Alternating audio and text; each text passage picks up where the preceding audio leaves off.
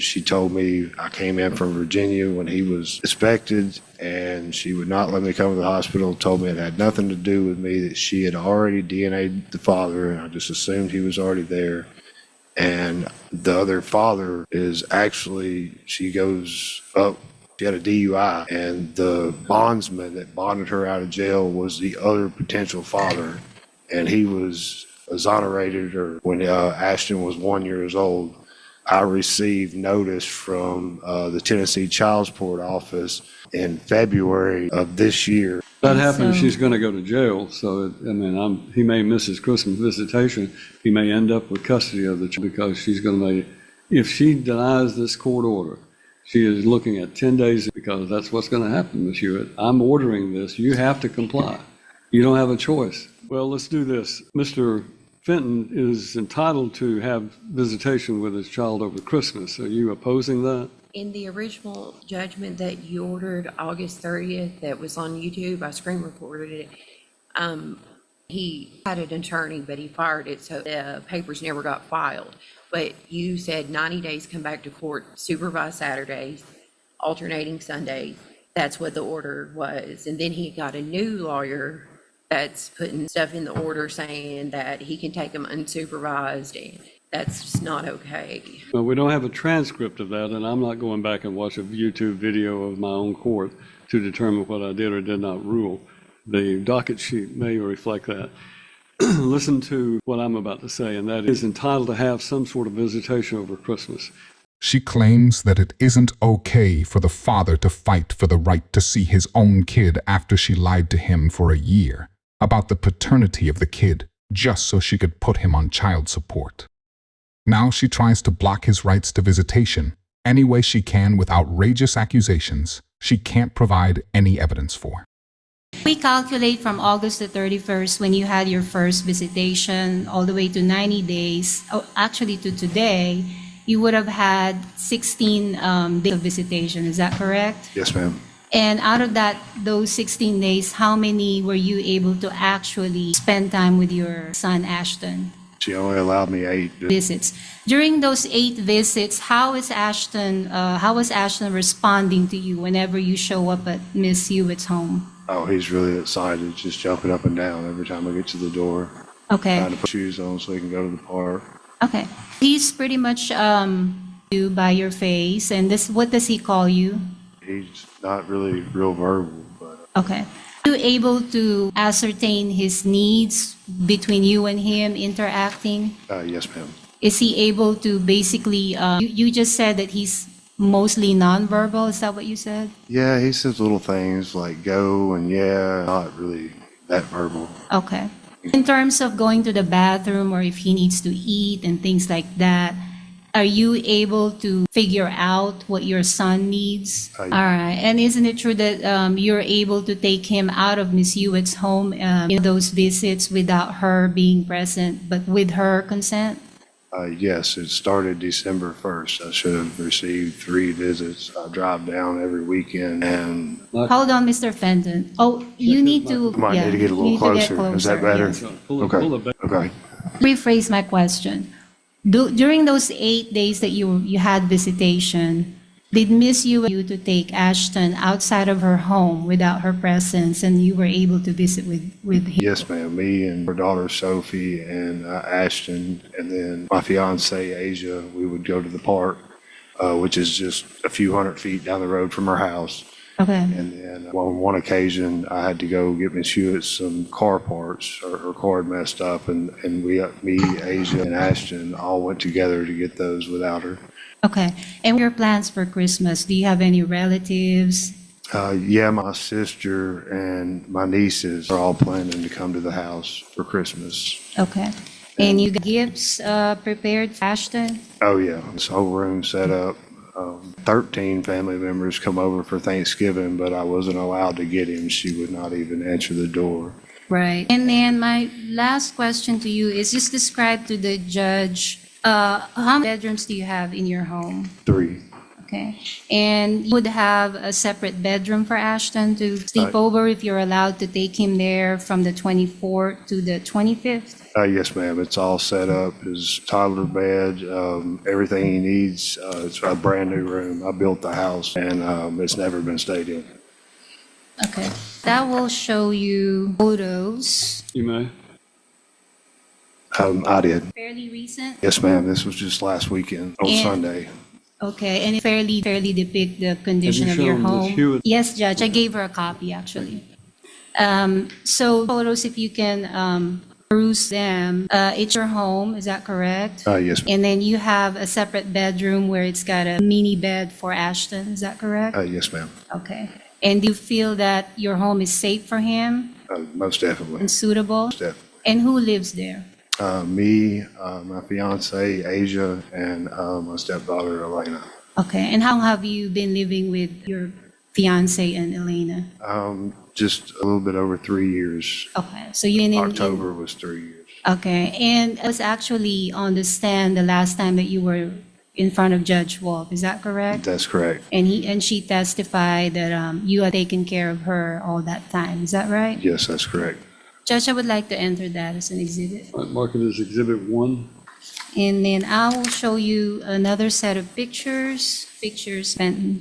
Asia, my fiance.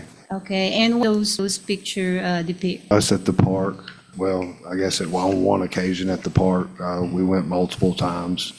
And then this one depicts, he really likes to get in my truck and push the horn and play with all the buttons. And he thinks it's funny because I won't let him push the horn. He tries to get around me to do it. And then Those photos were it's two taken- times at the park. As we can see, he seems like a normal guy who just wants to see his kid. Now let's see what the ex-wife has to say about this. Did you have open CPS investigations in Scottsville regarding your stepdaughter, your No. ex-wife? So there's not court documents in Scottsville, Kentucky, where you and Buffy went to court with your stepdaughter? I never, Remember going to court I with your never- ex-wife? no.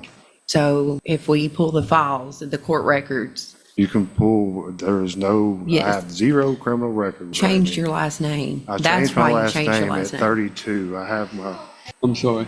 You're going to ask in the form of a question. You can ask him whether or not he did or did not change his last name. Did you change your last name after you and your wife went to court for the of your stepdaughter, buying her a, I quote, practice for her? I changed my last name at 32 years old after I went through my first divorce and had my lawyer retained when my grandmother was on her deathbed because she asked me to change my last name because I'd never carried my father's last name. With my DNA records, I changed my last name. Had nothing to do with trying to evade what had, No. Transpired in it had to court do with your me ex-wife having the and- wrong last name. okay, your whole life. You're supposed to carry their father's last name so you can I pass it mean, on. just kind of what had happened after, You can't make a statement. Sorry. You need to ask a question. okay. I'm just feel safe. Thank you. Just have a seat. Not only did she lie to him about the paternity of his own kid, but now she is trying to claim he did something to another kid in an attempt to block him from getting visitation. The only argument she presented was that he changed his last name in an attempt to hide the criminal record. Yet changing your last name will not hide a criminal record. And he never had a criminal record to begin with, meaning he didn't do the things you claim he did. Brother But graduated there was from never, home. according to you, there was never any investigation of you for you allegedly having committed some act against this No, child. no criminal, anything, I mean, no. I just want to clarify the change name, and I'm going to pass some documents to you. Tell me what those documents are. My original birth certificate from when I was born, my original social security card, my last name reading Englehart, as well as the birth certificate. When I was born from 0 to 1, my name was changed 3 times by my mom, or twice. I know I carried my sister. We have different dads' last name originally, which was Reisinger. And then my mother changed it to Englehart when I was 0 to 1. And my grandma was on her deathbed She asked me to change my last name. She said, "You're going to have a son one day, and I want him to have the right last name." She said, "So you have your DNA, please go change your last name." I did this at 32 years old, so many, many years ago. It's been 9 years I did this. So you didn't change your name to criminal I prosecution didn't. whatsoever. No. And tell me about the clearances that you have gotten from the government, from NASA and things like that, just very briefly. I did a project year before last in Mississippi at the NASA facility, which is a government facility. And I mean, you have to do extensive checks, and I have a U.S. government badge labeled. Okay, so they had run your background and things like that. Is that Yes, right? ma'am. I've worked federal projects, so anytime I work on my airport, like B&A Airport or any high-profile, it's part of it, you know. You have Okay. And that's an ongoing situation, is that right? Yes, for the last 23 years. That's correct. And the reason why you were not able to visit with your child from the time that he was born was because Miss Yu concealed the real paternity of Ashton to you. Is that correct? Yes, and I have that in a message where she told me I came in from Virginia when he was expected, and she would not let me come to the hospital, told me it had nothing to do with me, that she had already DNA'd the father, and I just assumed he was already there. And the other father is actually, she goes up, she had a DUI, and the bondsman that bonded her out of jail was the other potential father, and he was exonerated. Or when Ashton was 1 year old, I received notice from the Tennessee Child Support Office in February of this year asking me to do a DNA test. That was how I found out. And from then on, you tried to foster the relationship. Is that right? Yes. And is that your purpose here, to continue to have that relationship with your son? Yes, ma'am. Okay, that's all, Judge. And I'm not entering those documents, so you can take it with you. Okay. Let me correct one thing. I know you moved to this as my child statistic. Number one, it's not just your child. He is the father of that child, and the legal rights that he has are such that you cannot simply say, "This is my child, I'm going to do it my way." So you have to understand that he has a legal right that has to be balanced with your legal right, and first and foremost is the best interest of the child. So why don't you tell me what it is that you object to him having visitation over Christmas? Object to supervised visitation, but he doesn't know Ashton well enough or anything about. I mean, I've raised a 22-year-old special, he's in college now for cybersecurity. He works at licensed pharmacy tech. I've been doing this a long time. I've got a 12-year-old daughter and now Ashton, but he's more special needs than any of them. He's got a rare heart condition also. He gets therapies all through the week. He was with TIS from birth, and then we switched over to the Board of Education, where he gets ABA, OT, PT, speech, and it's just, he doesn't know, overstimulated, and when he's had this visitation, the only thing that he does is pick him up. He doesn't try to talk to him or anything. And he's worried about taking him out to his truck where his girlfriend sits the whole time outside the house in the truck. That's what he goes out there, and he's more worried about her sitting in the truck than my child. And we got in an argument because he was teaching him to go up to the road, and he kept trying to go up there and then lay on the horn, and I have neighbors and things too. But I don't feel comfortable. And as far as I can prove from his own messages, he's known since day one this is his child. The only reason any of this started because I had to work with DHS child support finally, to be honest, I wish I just never did have to deal with this because he's dangerous, he's erratic. And as far as his sister, I've got messages from his sister too. His sister and his nieces and nephews, they don't want anything to do with him. His mom's even scared of him and doesn't like to deal with him. Yes, she's rode down there to see Ashton, but at the same time, she knows and how he is. He's just erratic. You never know what it's going to be. And he always takes it out on women and children. When their first lie doesn't work, they always turn it up a notch. I don't know why she thinks making up false claims is a good idea, but no one here believes anything she has to say. Ms. Hendrickson, do you have any questions? Who is your son's pediatrician? What does that have to do with anything? What was your question? Who is the child's pediatrician? She's saying that the child is going through therapy and things, which we don't think it's correct. Number one, you don't get to, you can object to a question, but that you need to understand one thing. And this is, you've referred to child as my child more than once. And thought maybe I'd emphasize that enough, but I want to make sure you understand. This is the father of this child. You and he had a relationship, and he is the biological father of this child. Therefore, he is vested with certain rights that the law in the state of Tennessee give him. Those rights include, as a non-custodial parent, the right to know who the child's doctors are, the right to be advised of certain things about this child. And this is all said and done, there's going to be a parenting plan that's going to be entered that's going to set forth all of that information. But you cannot say, I'm going to let him know who the pediatrician is. So you're going to have to answer that question for Ms. Hendrickson. Answer the question. Dr. Carol Moore. What's the first name? Carol. Carol, C-A-R-O-L. And where is the office at? Dixon on Mathis Drive. On where? Mathis Drive. Okay, so if I check the records, they will have Ashton's there, medical records there? Yes. Okay. Who is the cardiologist? Dr. Bruns. Can you say that again? Dr. Bruns. Can you spell that? Bruns. What's the first name? I don't know. Okay. And where is his office at? He up here certain days, but he's at Centennial. Centennial in Nashville? Yes. Centennial Boulevard? Centennial, like the hospital. Oh, Centennial Hospital. I see what you're saying. Okay.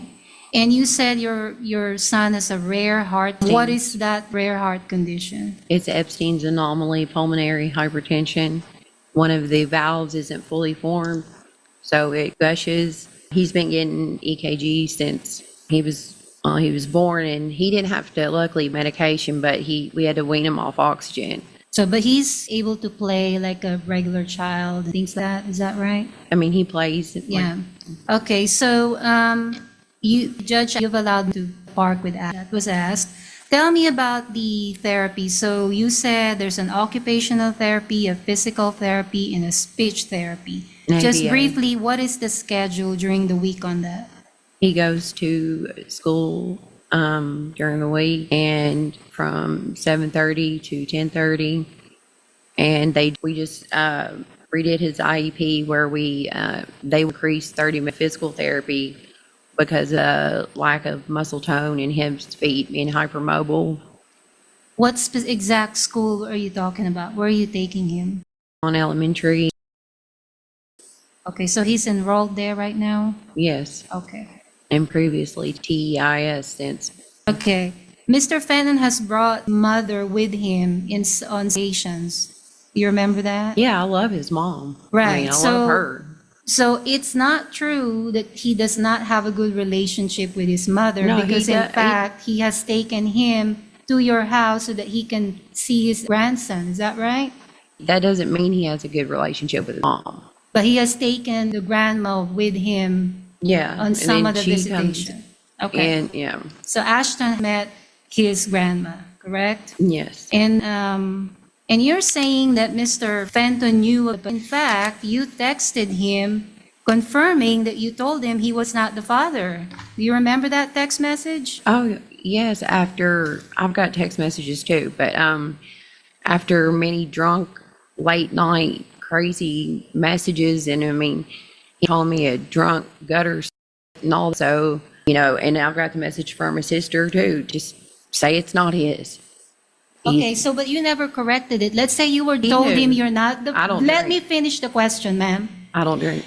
Well, you just said you were drunk, but you are confirming that you told him he was not the father. Is that correct? Yes, but he knew. Okay. He had a So period it was tracker a on his phone. misstatement. One of you I'm talk sorry. at a time, please. So it was a misstatement when you claimed there on that stand that he along because you told him he was not the father. He knew all along. He had a period tracker on my phone. We were apart in the beginning when we were together. He purposely got me pregnant. And then when I wouldn't move out and live in a travel trailer, like when I worked out of town and lose my housing and all that crap. He got mad and just, but I would still get just crazy erratic messages, or he'd show up out of the blue. But why did you tell him that the DNA test was not He had a him? DNA test in his truck when he came down after Ashton Warren. Walked in the house, said he had a DNA test in the truck, but he knew he didn't need it because it was his kid. And before this was even set up to let him see him, I let his mom and him come see Ashton at my house without any orders. And I said that they could come see him. Oh, wow. You're such a good person for letting him see his kid once, after telling him it wasn't his then, never letting him see him again for whatever reason. Okay, but since then, you were not following the judge's order. Well- You have not been allowing Mr. Fenton to see his son whenever it's possible. I understand when the child is sick, but when he's not sick, after 2.5 hours of driving, Ms. Hendrickson, I've told you, we're not dealing with the contempt issue, and I don't think it's Understand, appropriate to go into those issues. That's all my This is question. only about the. And I only know of the supervised Saturdays. And it says that in the YouTube video, we were supposed to come to court back to here after 90 days. Now, what you I ever just drew ruled up. that we're not going into that, so you Sorry. don't have to say anything else about that. So, that's all my questions, Judge. anything else you want to say? Me. All right, thank you. Step down. Do you have any witnesses you wish to call? All I can say is that, number one, the court's main emphasis in all of these cases is the best interest of the minor child. Mr. Fenton says he was not aware that he was the father. In fact, he was denied that he was the father, and therefore he didn't take any steps over the last 3 years until he got notified that he was going to be the father, or that he was potentially the father, and then the testing proved that he was. She says, of course, Ms. Hewitt says that he knew all along he was the father. I'm not sure exactly how she said he intended to get her pregnant and so forth, but they had a voluntary sexual relationship that resulted in a child. That is the immutable fact. And as a result of that, we've got a child who's in the middle of this scenario. Ms. Hewitt obviously has nothing good to say about the man she had sex with and had a child with, but she essentially doesn't want him to have unsupervised visitation. I don't have any proof before me that he poses a threat to this child, but by the same token, the proof before me is he has a number of health issues, including being nonverbal. Even Mr. Fenton testified the young man is very limited in what he has to say. It's a giant leap from going from supervised visitation of a child that you first get acquainted with at 2.5 or 3 years old, to having the child spend the night with you on Christmas Eve and until Christmas Day at noon. That's a world away from what I think this child would do. But by the same token, needs to have visitation with a child that his family can be a participant in, because this extended family is this child's family. So the balancing of those is the difficult part of this. I think that under these circumstances, I'm not going to grant him the visitation from Christmas Eve overnight to Christmas Day, but I will grant him visitation from 8 o'clock Christmas morning until 6 o'clock p.m. Christmas Eve morning at 8 a.m., Christmas Eve at 6 p.m. He'll have the right to take the child to Kentucky if that's what he wishes to do, to visit with his family. He will give her a telephone number where she can talk to the child while he's there and make sure that she's reassured that there's not any problems. The only reason I'm not granting the overnight visitation is my concern about these health issues, a congenital heart defect, other issues that Ms. Hewitt says under oath this child has. You're going to have a right to look at those medical records and determine whether or not she's being truthful with the court. Same thing, you be quiet when I'm talking. This child deserves to have both parents, but I'm of the opinion that right now you need to take small steps to get to that point. So I'm giving you unsupervised visitation on Christmas Eve of this year to allow you to try to have that time with your family in that, and we'll see how that goes. But I am of the opinion that is the best scenario I can create for the child to have that contact. And that will be the order of the court. So Ms. Hendrickson will draw this order, and the visitation will begin at 8 a.m. Christmas Eve morning. Judge, if I may, maybe request that mother just, the exchange should happen at the Dixon Police instead of the father going to the house, because in the past, the mother would just simply lock the doors. That And happens, so- she's going to go to jail. So, he may miss his Christmas visitation. He may end up with custody of the child because she's going to, if she denies this court order, she is looking at 10 days because that's what's going to happen, Ms. Hewitt. I'm ordering this. You have to comply. You don't have a choice. And as a result, it's 8 a.m. Christmas Eve morning until 6 p.m. Christmas Eve night. We'll pick the child up at her house. I'm not going to traumatize this child further by having the child have to go to the police station and be exchanged with his parent. All that's going to do is convey to the child that there's something dangerous going on here, or else there wouldn't have to be exchanged at the police department. You'll pick the child up, you'll have the child ready to go with whatever needs to go with him to be able to spend the day.